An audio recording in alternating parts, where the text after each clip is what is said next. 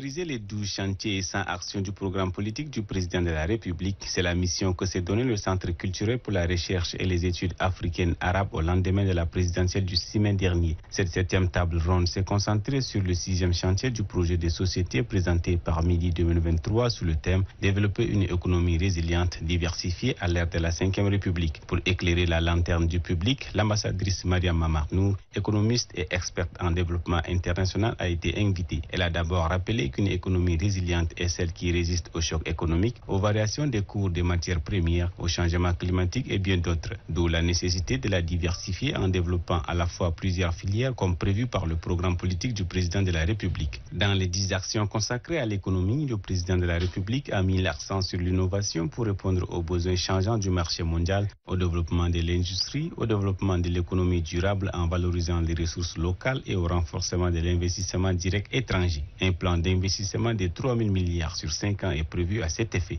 Djibril Thierry, juriste et financier, a dans sa contribution souligné la nécessité de développer le marché public afin de créer les économies et assurer une garantie sociale. Saleh Bichara Moussa, conseiller national de transition, a mis l'accent sur le projet de création par le chef de l'État de la Caisse des dépôts et des consignations pour soutenir les projets de construction de logements sociaux et des entreprises. Cette caisse, selon Saleh Bichara Moussa, permettra au Tchad de rentabiliser les fonds dormants et d'éviter l'endettement extérieur.